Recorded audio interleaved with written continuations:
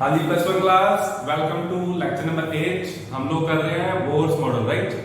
तो बोर का जो इससे पहले लास्ट लेक्चर जहां पे खत्म हुआ था वो हम कर रहे थे एनर्जी, है ना, यानी कि energy of an electron in Bohr solid, right. तो उसका फॉर्मूला था हमारे पास En equals to minus N, ऊपर था 2 pi square M E power 4 upon N square X square, right. तो ये था हमारा छोटा सा फॉर्मूला और इसको आप लोगों ने याद कर लिया होगा। ये इसमें से टर्म जो है ये कांस्टेंट है ना, दिस टर्म। इसको हम क्या लिखते हैं, आप लोगों को मैंने बोला था कैलकुलेट पे कैलकुलेट करके देखना। और ये वैल्यू आपके पास आ जाएगी बच्चे कितनी, माइनस 2.18 इंटू 10⁻⁻18, राइट। और हमारे पास बचेगा क्या बच्चे, एन स्क्वायर, है ना। और माइनस साइन का सिग्निफिकेंस हमने अभी करना है। माइनस साइन क्यों लगा है, माइनस साइन का मतलब क्या है वो हम अभी बताएंगे, ठीक है। और यहाँ पे जो यूनिट्स आने वाले हैं वो है जूल पर एटम, ऐसे ही लिखा था लास्ट लेक्चर। आप लोगों ने देखा होगा जहां पे खत्म हुआ लास्ट टॉपिक यही था, है ना। और जूल पर एटम ये हमने कर लिया। और फिर हमने निकाला था energy of N moles of electron, 1 mole of electron. तो 1 मोल ऑफ इलेक्ट्रॉन के पास जो एनर्जी होएगी उसको एवोगैड्रो से मल्टीप्लाई कर दिया था। यहाँ पर मैं सीधा लिख रहा हूँ -1312 किलो जूल पर मोल। और कुछ बच्चे सोच रहे होंगे कि सर यहाँ पे हमने ऊपर z से मल्टीप्लाई नहीं किया था। तो हाँ जी बच्चे, बिल्कुल किया था। वो होता है हाइड्रोजन लाइक आयंस। तो हाइड्रोजन लाइक आयंस में आप लोगों को एक बार दोबारा समझाना चाहता हूँ। तो वो होते हैं क्या, पहले वो तो समझ लें। हाइड्रोजन के पास होता है एक इलेक्ट्रॉन। अब हाइड्रोजन लाइक आयंस वो होंगे जिनके पास एक ही इलेक्ट्रॉन होगा। तो इसका मतलब हीलियम पॉजिटिव, लिथियम 2 पॉजिटिव, बस ये दो ही। आगे भी आ सकता है बेरिलियम 3 पॉजिटिव, लेकिन वो केस कम आता है। हीलियम 2 पॉजिटिव और लिथियम 2 पॉजिटिव का केस ही ज्यादा आता है। अब इसके पास भी एक इलेक्ट्रॉन होगा, इसके पास भी एक इलेक्ट्रॉन होगा। It means these two are hydrogen like ions. तो इनके लिए फॉर्मूला थोड़ा सा चेंज हो जाता है, z से मल्टीप्लाई हो जाता है। वो एक बार आप अलग से लिखो, ठीक है। Write down energy expression for, write down energy expression for hydrogen like ions, energy expression for hydrogen like ions. तो उसमें कुछ खास नहीं करना, सीधा फॉर्मूला लिख दिया E equals to -1312 upon n square upon z square upon n square, ऐसे लिख लो, ठीक है। ऊपर z स्क्वायर आ जाएगा, बस यही डिफरेंस था, ठीक है। और साथ में क्या आना चाहिए, यूनिट्स क्या है इसके, किलोजूल पर मोल। अगर किसी को डाउट है कि सर किलोजूल कैसे आया, एवोगैड्रो से मल्टीप्लाई करके देख लेना, आ जाएगा, ठीक है। इसके बाद हम चलते हैं आगे। ये बच्चे सारा पुराना ही था, इसमें मैंने सिर्फ ये चीज एक बार थोड़ी सी एक्स्ट्रा बताई, पहले करा चुका हूं, एक बार दोबारा रिमाइंड करवा, ठीक है। तो हाइड्रोजन लाइक आयंस के लिए क्लियर।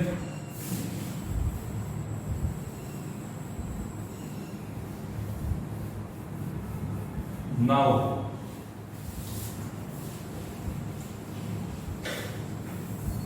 अब हम सीखेंगे नेगेटिव साइन का सिग्निफिकेंस।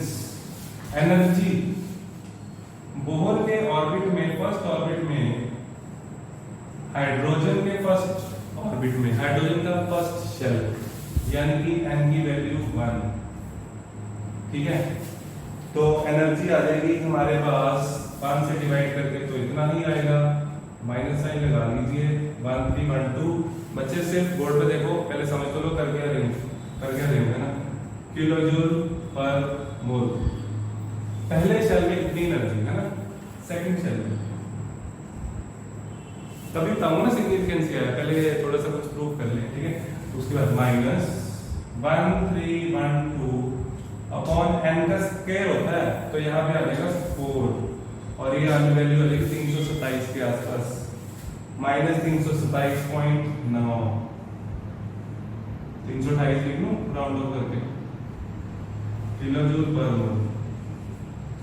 तो आप लोग देख सकते हैं कि जो एनर्जी है वो जैसे जैसे मैं शेल से दूर भागता जा रहा हूं, energy of electron goes on decreasing. Electron की एनर्जी क्या हो रही है, डिक्रीज, ठीक है, और धीरे धीरे इंफिनिटी, एन की वैल्यू पुट करो infinity, anything divided by infinity, infinity का square infinity, anything divided by infinity equals to 0। इसका मतलब समझते हो? मतलब कि जो इलेक्ट्रॉन है वो हमारा शेल से बाहर जा चुका है, ठीक है, तभी इंफिनिटी आएगा। मतलब कि उसकी न्यूक्लियस के साथ कोई अट्रैक्शन नहीं है। जब तक न्यूक्लियस के साथ अट्रैक्शन होएगी तब तक कुछ ना कुछ एनर्जी जरूर आएगी, जिसको हम बोलेंगे नेगेटिव एनर्जी, ठीक है। अब नेगेटिव साइन का मतलब क्या है? नेगेटिव साइन का मतलब है यहाँ पे जो इलेक्ट्रॉन होगा उसकी एनर्जी होगी -3 यहाँ पे जो इलेक्ट्रॉन है उसकी एनर्जी होगी -3 to 8, है ना, और ऐसे ऊपर जाते जाते लेस नेगेटिव होती जाएगी एंड अल्टीमेटली बिकम्स 0। तो मतलब ये इलेक्ट्रॉन इतना ज्यादा स्टेबल है, 0 एनर्जी, और उसके बाद वो नीचे गया, इतना नीचे, है ना। इसको दूसरी लैंग्वेज में भी समझ सकते हो। इसका मतलब ये भी है अगर इलेक्ट्रॉन को आपको यहाँ से बाहर निकालना है तो आपको इतनी एनर्जी देनी पड़ेगी, ठीक है। इसलिए ये एनर्जी इलेक्ट्रॉन की काउंट करते हैं नेगेटिव में, ठीक है। हम बाहर वाली एनर्जी 0 ले रहे हैं। जैसे जैसे न्यूक्लियस और इलेक्ट्रॉन के बीच में अट्रैक्टिव फोर्स बढ़ेगी वैसे वैसे वैल्यू और ज्यादा नेगेटिव होती जाएगी और n1 पे मैक्सिमम होगी, ठीक है। मतलब कि इलेक्ट्रॉन बाहर निकालने के लिए इतनी एनर्जी, ठीक है। देखो ये लिख लेना, ठीक है। पहले ये नोट कर लो, फिर जो मैं लिखवा रहा हूँ pause the video and note it down. हाँ जी, आगे significance of negative electronic energy. Write down the negative sign of energy means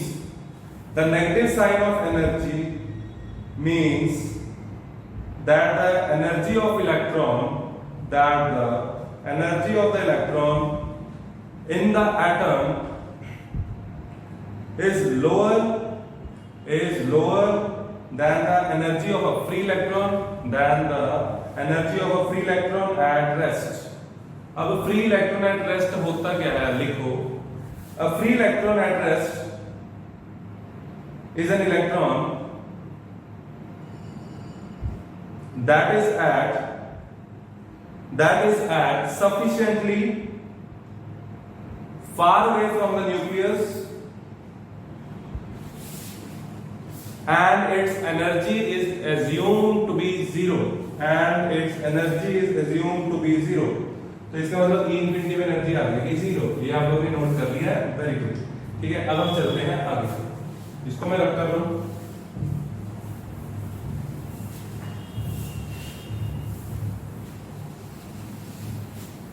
आगे हमारे पास है बोहर रेडियस। क्या है? बोहर रेडियस कॉम्पिटिशन के लिए बहुत इंपॉर्टेंट है, बहुत सारे क्वेश्चन आते हैं। बोहर रेडियस,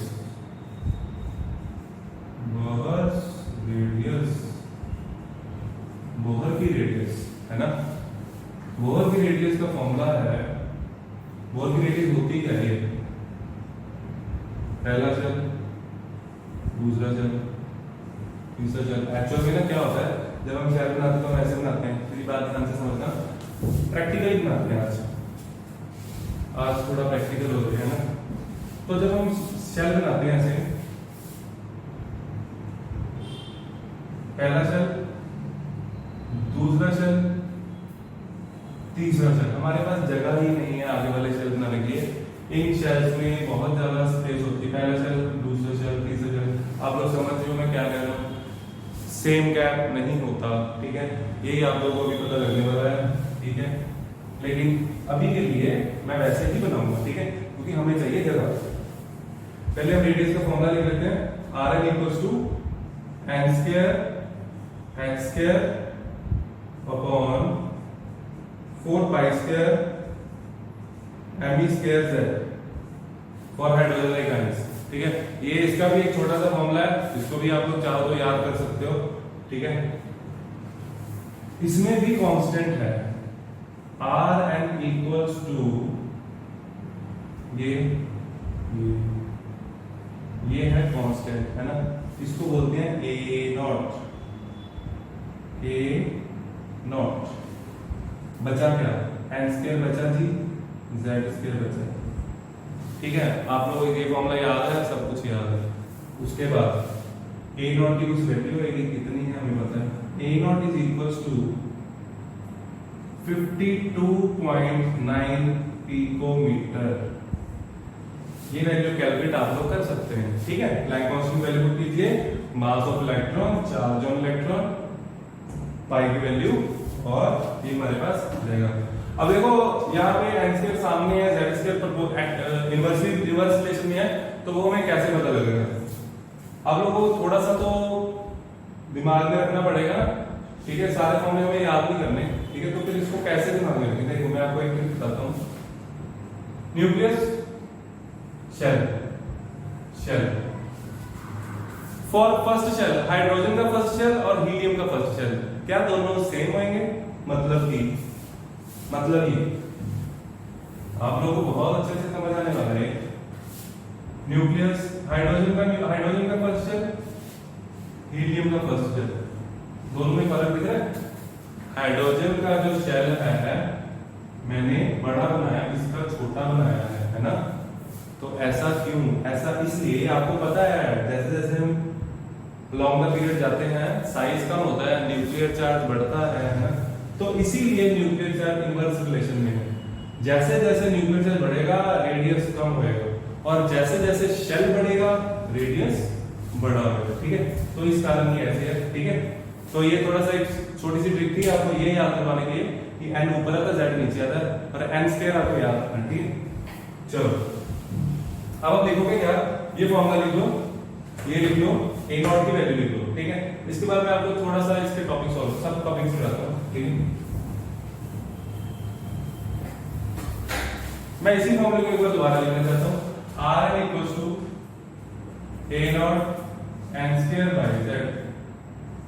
हाइड्रोजन के फर्स्ट शेल का साइज कितना होता है निकालना। r n a नॉट की वैल्यू है अपने पास 52.9, n की वैल्यू है 1, 1 का स्क्वायर 1, z 1, आंसर आया 52.9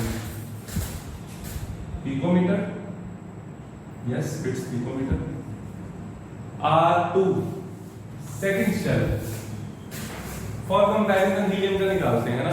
हीलियम लाइक आयंस यानी कि hydrogen like ions, helium positive का थोड़ा सा अच्छा हो जाएगा आपका, ये कंपैरिजन भी हो जाएगा। आपको पता है कि हीलियम का जो रेडियस होना चाहिए वो छोटा होना चाहिए, देखते हैं। Radius 1 of helium a not into n की वैल्यू क्या है, फर्स्ट शेल की वैल्यू निकाल लो भी मैं तो, डिवाइड होगा 2 से, because its atomic number is 2, divide कर दो। बच्चे यहाँ पे एटॉमिक नंबर ही क्यों आया, एटॉमिक मास क्यों नहीं आया, सोच सकते हो। टेक अ मिनट, देखो क्यों आया।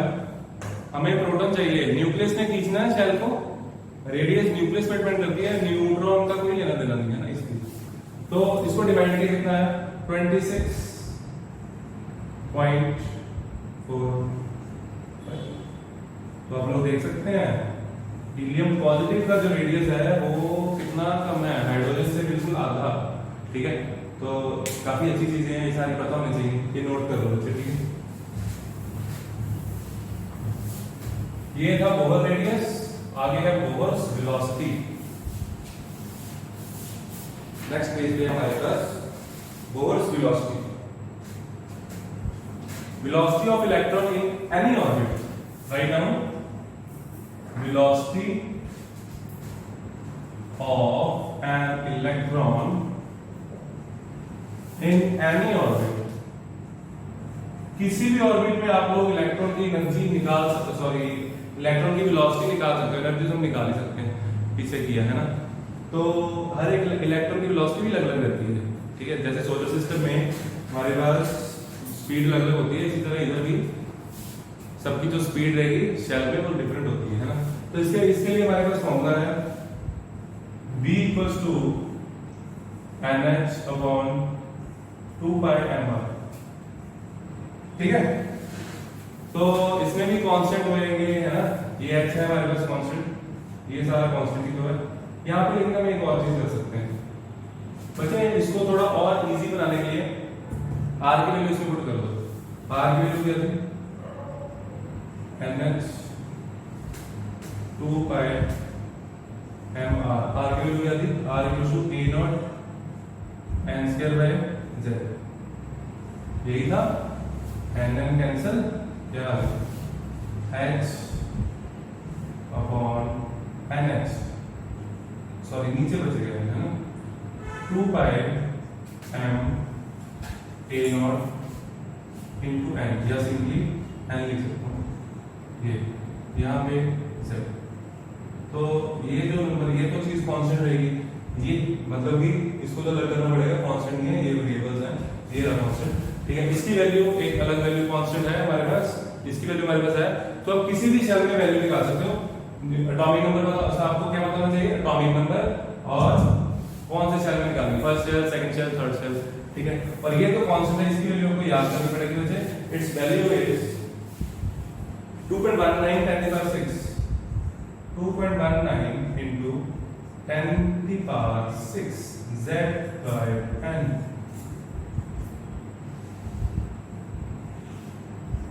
ये रहा वेलोसिटी का formula, velocity of electron in any orbit, note it, इसको नोट कर लो मुझे।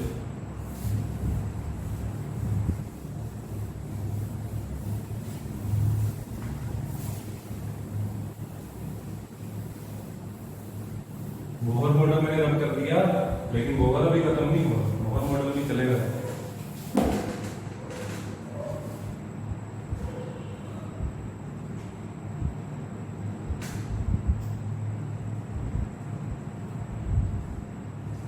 आगे लिखो, लाइन स्पेक्ट्रम हमें पता है कि इसका फॉर्मूला होता है ये, मैंने रख दिया कुछ मेरे को जगह चाहिए, 1 में lambda equal to R 1 by, इसके मैंने 2 लेक्चर अपलोड किए, टॉपिक बहुत इंपॉर्टेंट है, ठीक है। 1 by N F square minus 1 by N initial का स्क्वायर। कॉम्पिटिशन बुक्स में आपको एन एफ और एन इनिशियल भी मिलेगा, एन 1 2 नहीं मिलेगा, ठीक है। और ऊपर होता है जेड स्क्वायर, राइट, ठीक है बच्चे। तो ये फॉर्मूला तो हमने सीधा लिखा था टेबल में, है ना, वहां पे हमारे पास एक्सप्लेनेशन इसकी नहीं थी, हमें नहीं पता था ये फॉर्मूला कहाँ से आया, कैसे आया, ठीक है। लेकिन बोहर ने इसकी एक्सप्लेनेशन दी, बोहर कहता मेरे को पता है कैसे आया, बोहर के साथ, बोहर की हेल्प से हम ड्राइव करेंगे। बोहर कहता, अभी आप मुझसे फिगर देखोगे, लिखोगे कुछ भी नहीं। बोहर कहता है इलेक्ट्रॉन बताओ कहाँ से आ रहा है, हमने कहा E1 से E2 आ रहा, तो बोहर कहता है E1 का फॉर्मूला मैंने आपको भी बताया था पीछे, तो वो था -2.18 वाला, है ना।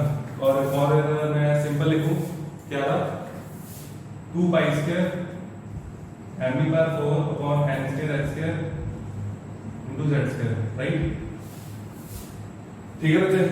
z स्क्वायर को हम अभी के लिए छोड़ देते हैं, z तो साथ में लगने लगे, ठीक है, z को छोड़ दो। और हमारे पास देखो यहां से एक और चीज निकलती है, इसको हम ऐसे लिख सकते हैं E1 इक्वल्स टू RS, ठीक है, या Rn, ठीक है। एक सिंपल कॉन्स्टेंट की रिडबल नहीं है, ठीक है, रिडबल अलग आएगा, रिडबल इससे बनेगा, अभी नहीं है रिडबल, ठीक है। तो ये कैसे बनेगा देखो, Rn आ गया, Rn की वैल्यू क्या आएगी 2 pi square mv/4 upon n upon h square, नीचे क्या आ गया n स्क्वायर। तो बोहर कहता ये फर्स्ट शेल में, सॉरी सेकंड शेल में E1 इतना रहेगा ना, इसी तरह E2 कितना आएगा मुझे, I hope this is visible, E2 right, minus Rn bye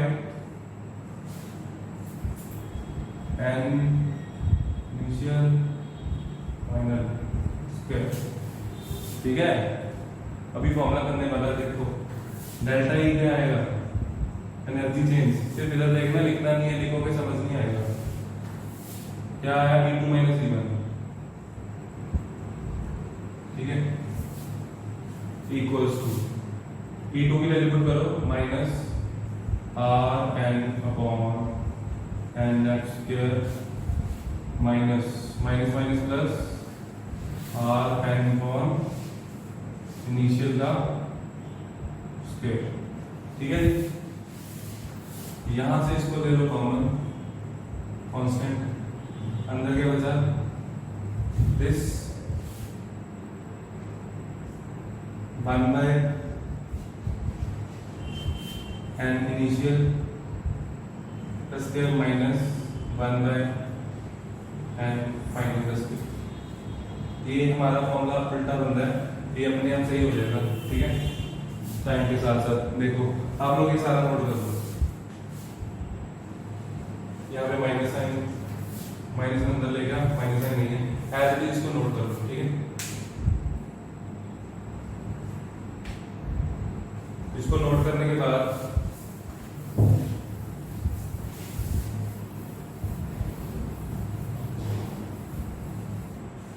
इसको मैं इधर लिख रहा हूं, क्या है हमारे पास डेल्टा ई क्या है, delta E equals to R N 1 by initial का स्क्वायर माइनस 1 बाय फाइनल का स्क्वायर, ये है फॉर्मूला, ठीक है। अब डेल्टा ई क्या होता है, जो एनर्जी इलेक्ट्रॉन ने इमिट की वही है डेल्टा ई। डेल्टा ई किसके इक्वल, उसके पर्टिकुलर वेवलेंथ होगी, है ना। तो hc बाय लैम्डा, यहां पे वैल्यू थी hc by lambda equals to r n 1 by n i square minus 1 by n f का स्क्वायर, ठीक है बच्चे। ये आप लोग नोट कर चुके हो, इसको मैं रब कर देता हूं। हाँ जी, तो इसमें देखो हमारे पास ये फॉर्मूला है, हमारे पास ये फॉर्मूला आ गया बच्चे। तो इसमें देखो यहाँ पे हमारे पास दो केसेस बनेंगे, ठीक है। One is for emission and one is for absorption.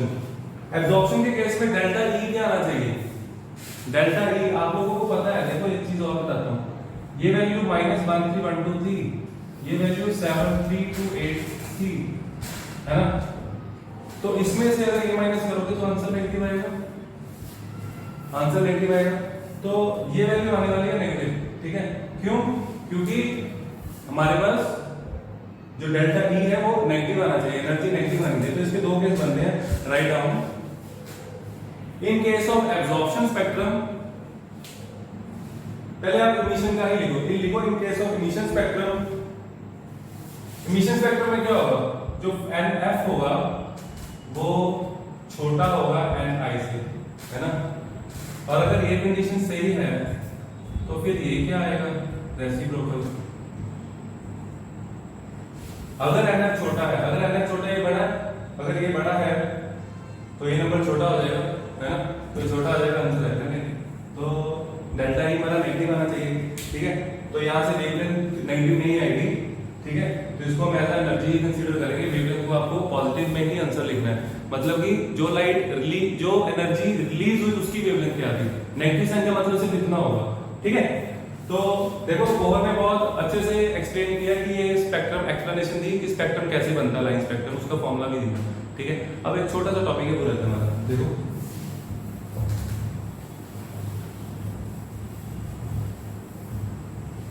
Bohr के फॉर्मूले के साथ आप एक चीज और निकाल सकते हो, दैट इज आयनाइजेशन एंथैल्पी। देखो कैसे, बोहर ने हमें बहुत कुछ बता दिया। फर्स्ट सेल कहां गया, बाहर, n equals to 1, n equals to infinity, ठीक है। तो देखो इसमें क्या हो रहा है, इस सेल में इलेक्ट्रॉन की एनर्जी क्या है, -1312 upon n square for hydrogen, hydrogen के लिए इतनी, है ना। और आयनाइजेशन एनर्जी होती है energy required to remove the electron from its outermost shell, है ना। कहां भेजना है, इंफिनिटी पे, ठीक है। Energy required to remove the electron from its outermost shell in the gaseous state, ठीक है। तो ये होती है आयनाइजेशन एनर्जी की डेफिनेशन। तो यहां से इलेक्ट्रॉन को बाहर निकालने के लिए कितनी एनर्जी चाहिए, इतनी ही चाहिए, वो तो आपको पता है, n मान आ जाएगा, इतना ही आ जाएगा। लेकिन आया कैसे, देखो आयनाइजेशन एनर्जी इक्वल्स टू, ये आ गई E1, फर्स्ट सेल एनर्जी क्या आएगी, यहां पे 1 का स्क्वायर हो जाएगा और ये आ जाएगा 1 -1312 किलो जूल पर मोल, ठीक है। इसी तरह E2 क्या आएगा, यानी कि E इंफिनिटी आ जाएगा 0। तो आयनाइजेशन एनर्जी क्या आएगी, final minus initial, equals to E infinity बचे कितना 0 माइनस ये भी माइनस में -1312 1312 पॉजिटिव में आया, देखो आया ना पॉजिटिव में अपने आप, तो ऐसे निकलती है। तो ये होती है हाइड्रोजन की आयनाइजेशन एंथैल्पी। तो ये था आपका बोर्स मॉडल। इसके बाद हम करेंगे डुअल नेचर, ठीक है।